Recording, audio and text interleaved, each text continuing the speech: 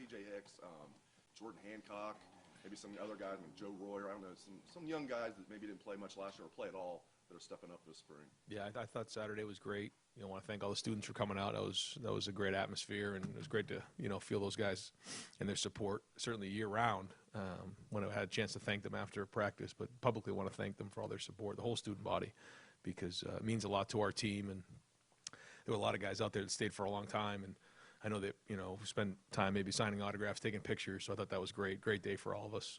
Great day of recruiting. So like you said, maybe need to do more of that. I like that idea.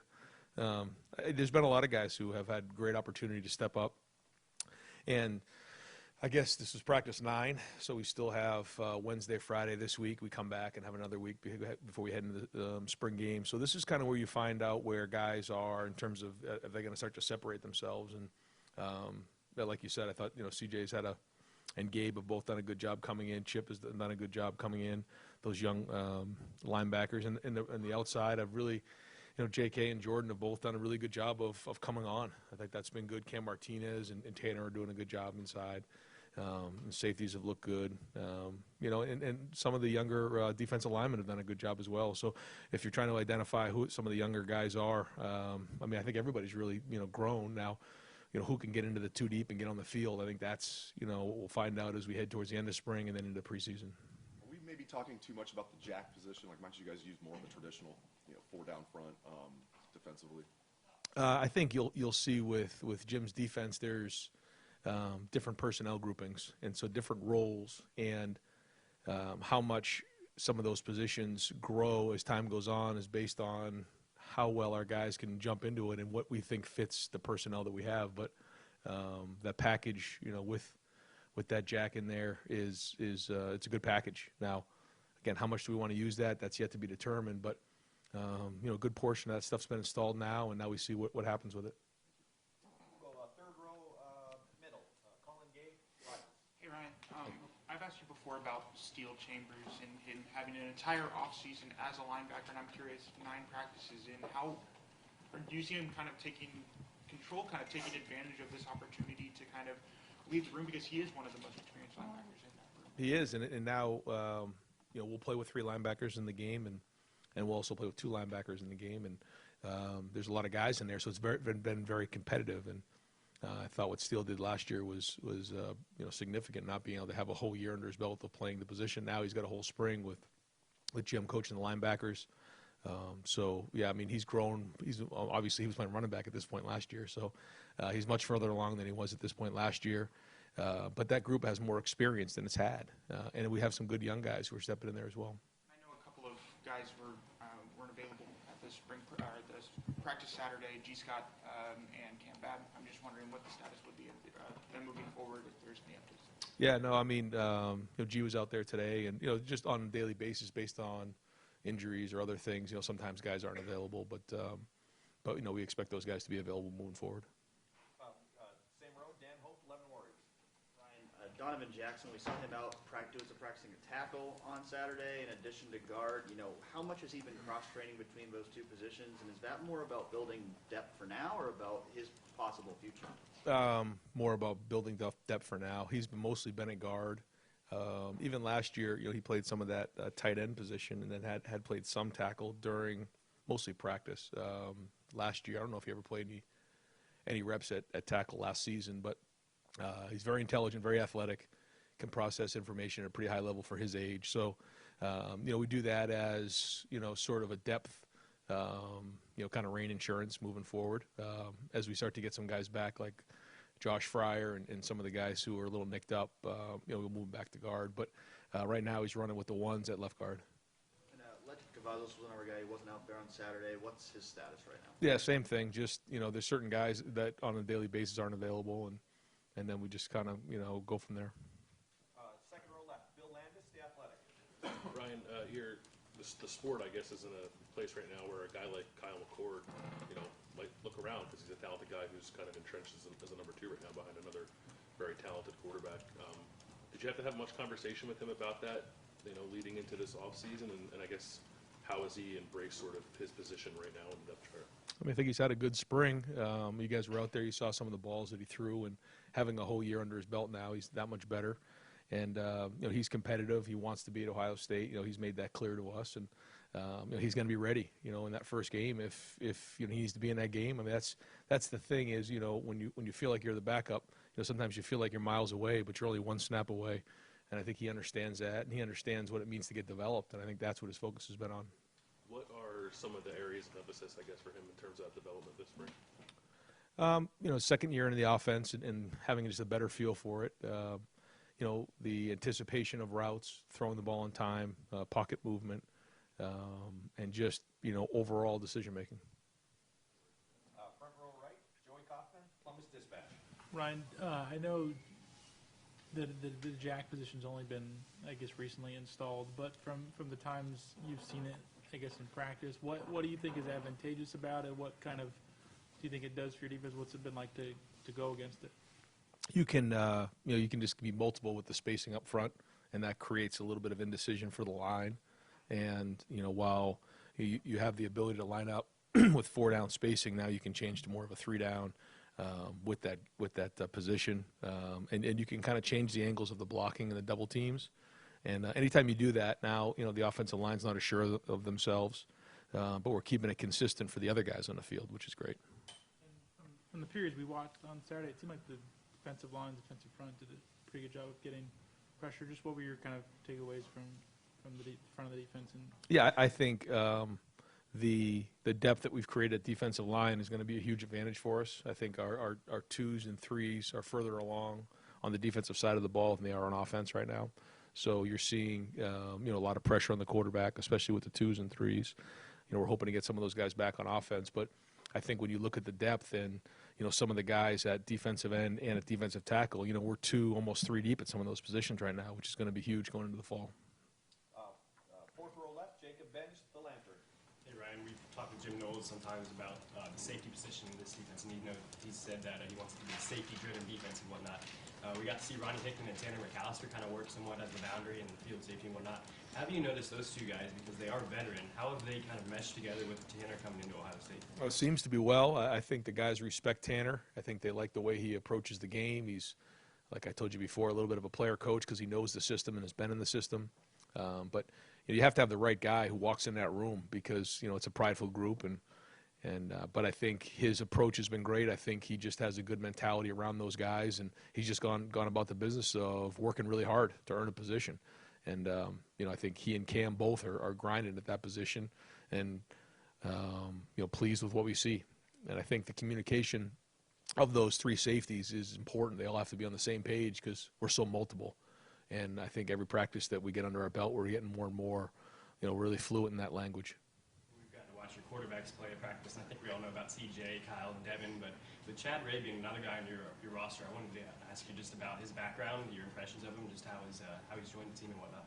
We kind of, it's tough when you're able to kind of come in here right at spring practice, the beginning. Didn't have the opportunity to go through mat drills or the off season, and so that's not easy to do. And sometimes that role is a role that can be a little thankless, but we certainly appreciate it. Everybody's role is the same or isn't the same around here, but their importance is just as important as everybody else to keep the operation going. And so, JP and Jagger last year really did a great job with that, with the scout team, with whatever needed to be done. And so, he's going to do the same, but he was a little bit behind because he joined us right at the beginning of spring practice. Second row left, Stephen Means, Cleveland.com. Same thing with Kyle, with Devin. He's 9 practices in now. We got to see him a little bit more on Saturday. He had some good moments, but also some moments that showed he was a freshman. Can you just talk about his progression over the first 9 practices? Yeah, I mean, pleased with the first 9 practices. It can be a little tough sometimes with the 3s, but he's making it work. You saw his athleticism and what he can do pulling the ball, and he's got a strong arm. So the more reps he gets, the better he's going to be. And you talked adamantly about wanting 4. I know scholarship numbers are kind of tight right now, but is there any plan to add a 4th guy? We'll always keep an eye on it because we want to have 4. Doesn't always work that way. There's been times we had to add a guy like in August, so we'll be on our toes and ready to adapt. But, we feel good about these 3 going into the fall. Front row right, Austin Ward, Letterman Road. Ryan, after Pro Day, CJ stayed and talked to us for like 20 minutes. He didn't have to. He took photos with every single person that was in line on Saturday. Have you noticed a change in him from last spring or last September with sort of face of the program situation he's in now? Well, I don't see a change with him as a person, and I think that's what's been great. He's pretty much kept it. He's been level-headed about it. I think we talk about after that, second game and losing to Oregon and kind of where that was and his shoulder and to where he's at right now. It's pretty remarkable. And a lot of that is because he didn't ride the roller coaster, and he's been strong, he's been steady. And now it's the same thing. And now as, things are going well coming off that Rose Bowl and being a Heisman Trophy finalist, he's kind of been level, though. He hasn't really rode that roller coaster. And you can see his humility and how much he appreciates all the support and all the support that you guys give and certainly the students. And it says a lot about who he is as a person. To go back to G and the tight ends, with Cade going over there and maybe Royer coming on and Mitch will be healthy, there was so much hype and expectation for G, and I don't know if it's connected the way he envisioned. What do you see as his role moving forward? Well, that whole room gives us some real athleticism this year, and the more roles that they can take on, then the more they can do. So when you first look at a tight end, you say, oh, can he block a 7 technique? Okay, if he can, you check that box. Can he run routes? You check that box. Can he line up on the perimeter and stock block? Can he come across and crunch? Can he insert in the counter game? There's a lot of job descriptions for a tight end. Can he pass protect? And the more of those job descriptions you can check off, the more they can play and the more they can stay on the field, more we can do with them. So that's, when you make the transition over there, just like Cade did, like Mitch did. Mitch really went from running back coming out to this position at tight end. It's the same thing. Joe was a tight end coming out, but he's more of a receiver. G was a receiver who got moved to tight end, and then Cade was more of a linebacker that got moved to tight end. So when you make those transitions, it's a developmental position. It takes a little time to learn how to do those jobs. You have to change your body. You have to understand it because you're involved in all three phases: the protection, the run game, and then also in the routes. So again, the more that they can do, then the more of a role they're going to have. Far right, Clay Hall, WSYX. How much your confidence been restored in the defense, and can practice or spring game confirm some of that, or only September 3rd will you really know? You see signs that lead you down, belief in what you're seeing. And every day you got a pretty good idea what's going on. You have to go put it on the field, like you're saying, but the spring game, well, guys will get out there and they'll play and they'll compete, and that'll be a lot of fun for a lot of people, and certainly looking for a great crowd there. I think that's going to be a great day for us. But in terms of understanding where we're at, we still have a bunch of practices in August and in the preseason to figure out where we're at. But we're certainly off to a good start, and we got a good group over there. How much Notre Dame are you doing now? Some, but not a ton. Now it's more about the fundamentals. We certainly know that they're out there, and we're keeping an eye on it and watching the film here and there. But for the most part, it's the fundamentals, and it's about competing and getting the offense and defense installed.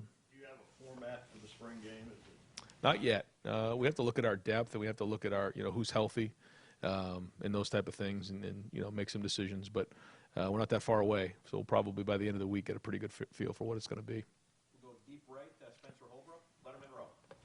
Ryan, everybody's talking about Jim and how he's kind of implementing his defense and how the progress is there. But are you seeing the things from Tim and Perry that you expected to see this spring as far as those particular units and how they're coaching them? Right Yeah, now? absolutely. I think they've done a great job, both of them. Larry as well. I think just overall, there's the energy over there. You can see that the guys are playing with confidence. They enjoy the defense. And, make a mistake, you make a mistake, but you're going to coach it up full speed, and the guys enjoy playing for them. You're talking a lot about defensive confidence and just a little bit of freshness. Is that a change from what you guys saw at this time last year, trying to prepare to make your defense what you thought it could be? Is that like a big change from what you saw in the past to this year? I think anytime you have experience under your belt, you're just more confident because it's not for the first time. And then when you change what you're doing, there's a little bit of freshness, like you're mentioning. But then also just the way that the guys are attacking, the way Jim calls the defenses. So I think when you mix all three of those things up, that's why you're seeing a little bit of that juice. Third row middle, Zach Carpenter, Rivals. Yeah, Ryan, huge recruiting weekend. Even though it may not pay off immediately, how are you guys feeling about the progress you made with a lot of those guys? Yeah.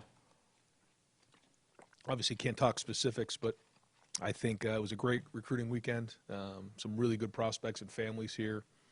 And I think when you look at the way that recruiting is across college football, the idea is that, when guys want to commit, they're done. You know, they're going to commit to your school. They've made their decisions. They've made their decisions strong. They're not going to go visit any other school, and then they're all in and they help you recruit the class. And I think that's where guys are trying to figure that out. You know, am I ready to finally make the decision? I mean, there's some guys that are really close, and I think, like you said, we're going to see the next couple of months, a bunch of really good stuff come our way. But I just want to make sure that they're done. I don't want them going to visit other schools. It's not very good policy. So if they need to go check out some other schools, they'll go ahead and do that. But once their mind's made up, they want to be a Buckeye, then I tell them their life changes forever, and that's it. So really good work done this week. I thought our staff did a great job. I thought the atmosphere was awesome. The students were great. And so put ourselves moving forward in a good spot.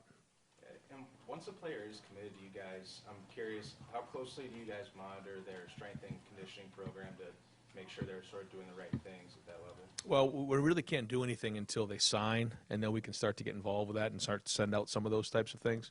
But up until then, they know what we do. But typically, we just tell them to follow their high school plan, and they get a chance to see us some of our drills and kind of learn how we do things here.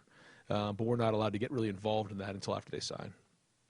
Second row middle, Nathan Baird, Cleveland.com.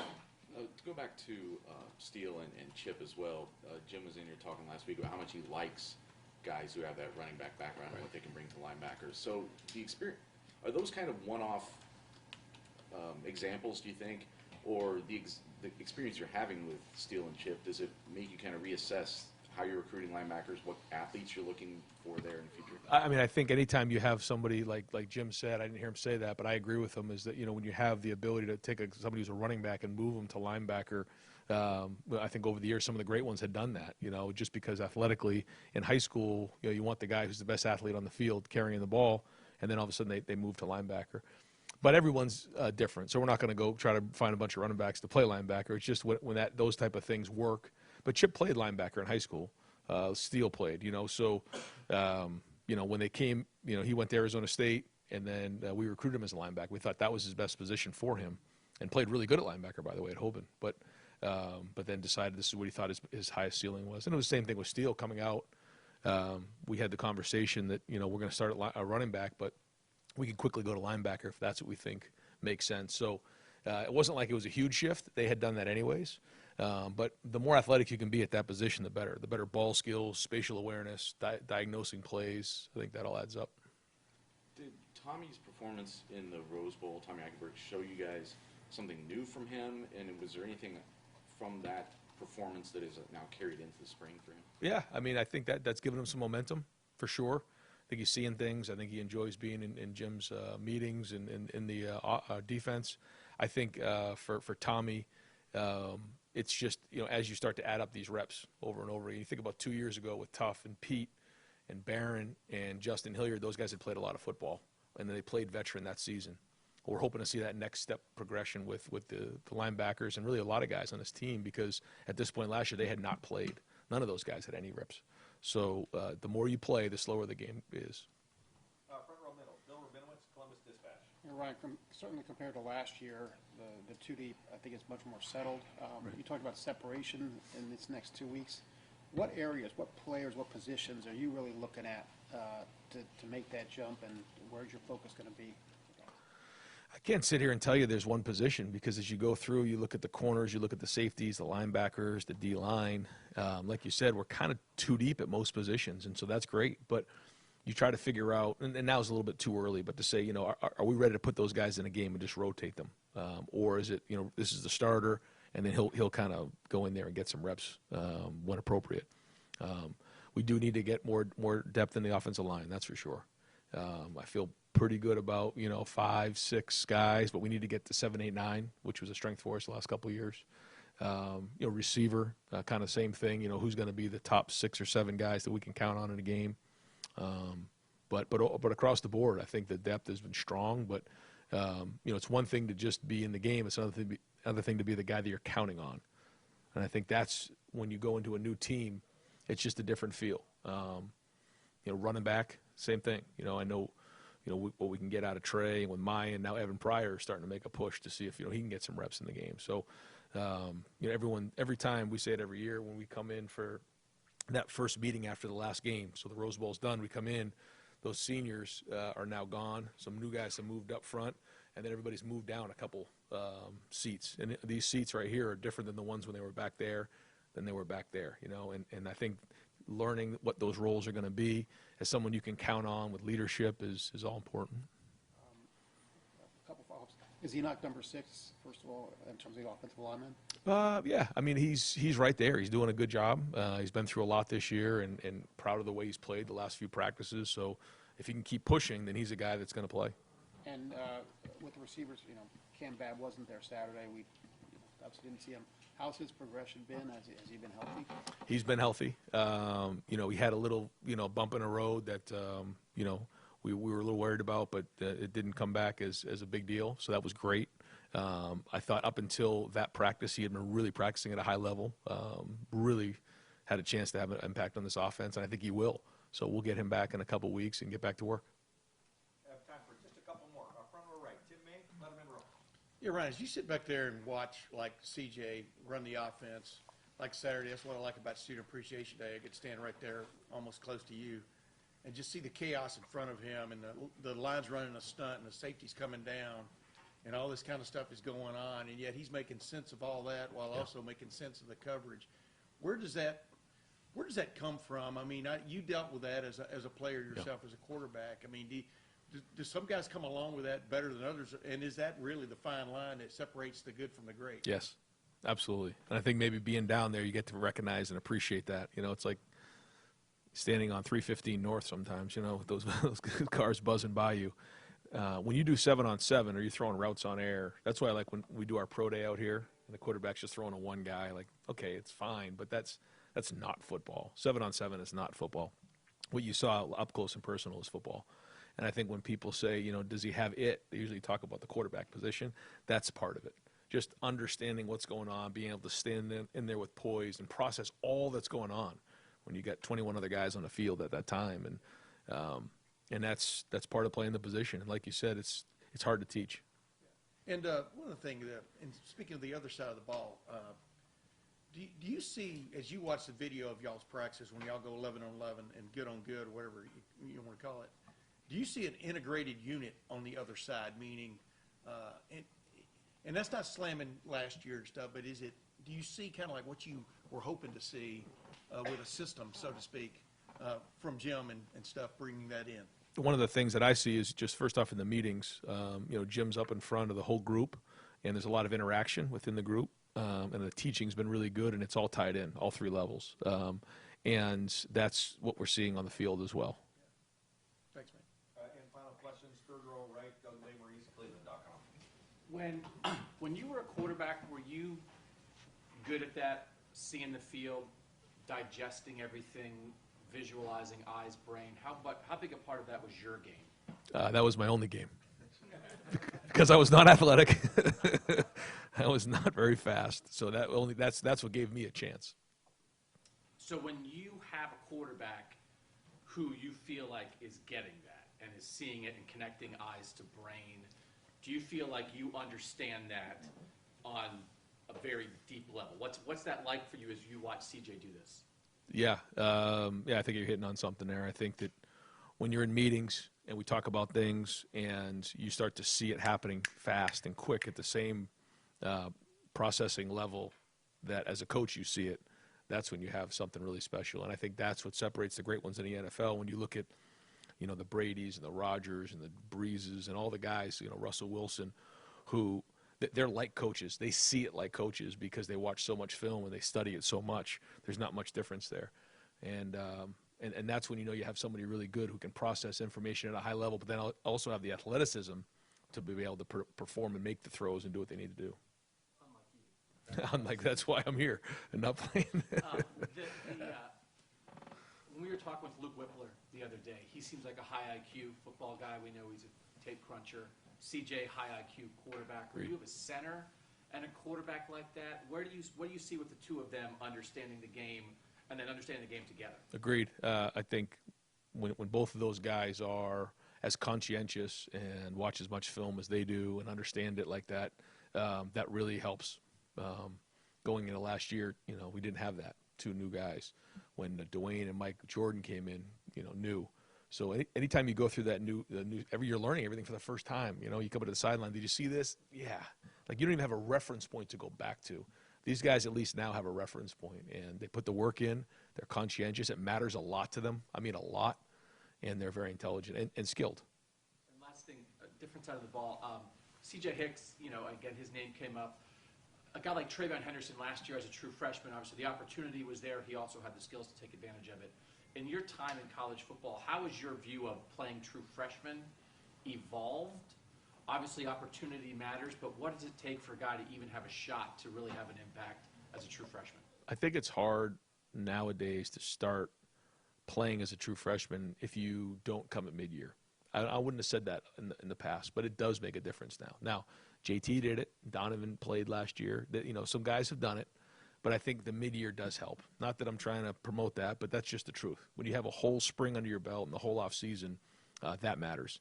But I do think that you need – everyone's on a different journey. And I think the focus always has to be on development. Now, where along the line is your development? There are 3-year guys. There are 4-year guys. There are 5-year guys. Now there are 6-year guys. And, you know, each guy has to understand their development could be different than the guy next to him. Their journey could be different than the guy who's sitting in the locker next to him. But the end goal is the same, is to be a great player at Ohio State, beat the team up north, win the Big Ten championship, and win a national championship. And then along after that, hopefully have an opportunity to go play in the NFL. And everyone needs to understand their journey could be different. Now, that being said, we want to get guys on the field as soon as we can because especially for those guys who are maybe gone in 3 and 4 years, you know, we don't want to wait around. They don't want to wait around. And, you know, Gene Smith and I talked about this a year ago at this point. We knew we had some young guys that we had to get on the field and we're going to live with growing pains. But when you do that, you're able to, you know, the next year and the year after, you know, get the benefits of the experience in that moment. So